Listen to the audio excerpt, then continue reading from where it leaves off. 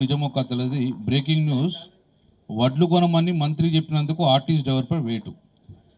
So అదేమందంటే అయితే ఏమన్నాడు ఆయన అడుగుతుంటే, అయితే నేను ఏ రాజకీయ పార్టీకి లేదా నాయకుని విమర్శించలేదు, రైతుల గురించి మాత్రమే మాట్లాడాను తెలిపిన డ్రైవర్. సో నేను ఏమంటున్నా, మనం ఆ డ్రైవర్కి అండగా ఉండాలి. ఇప్పుడే ఆర్ఎంతో మాట్లాడినాం. సస్పెండ్ చేస్తే గిట్ట డెఫినెట్గా పక్కకి ఆర్ఎం ఆఫీసు, ఈ మీటింగ్ అయినాక డెఫినెట్గా మనం అటే వెళ్దాం, ఆర్ఎం ఆఫీస్కి వెళ్తాం.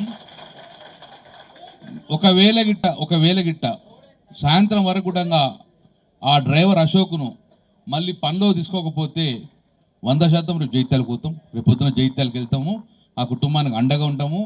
ఎట్లయితే బీఆర్ఎస్ పార్టీ సోషల్ మీడియా ఒక్కసారి తగులుకుంటూ అంటుకుంటుంది కాబట్టి ఇవాళ సాయంత్రం నుంచి మనం అశోక్ రిక్రూట్ అయ్యేదాకా సోషల్ మీడియాను వాడుకుంటాము. ఒక అరగంటతో మీటింగ్ అయినాక జీనుడి సాపుని తీసుకొని వెళ్ళి అందరం వెళ్ళి ఆర్ఎం రిప్రజెంట్ చేస్తాం. ఒకవేళ గిట్ట సస్పెండ్ చేయకపోతే సంతోషం, సస్పెండ్ చేస్తే నువ్వు మళ్ళీ సాయంత్రం రిక్రూట్ అయ్యేదాకా మేము అక్కడే కూర్చుంటామని చెప్పేసి కరీంనగర్ నుంచి స్టార్ట్ చేస్తాము. ఆయన ఏమన్నాడు, వాస్తవంగా ఆయన ఏమన్నాడు, నేను ఏ పార్టీని విమర్శించలేదు, నేను ఏ పార్టీ నాయకుని కాదు, కేవలం ప్రభుత్వాన్ని వడ్లు కొనుమను అన్నాడు అంతే.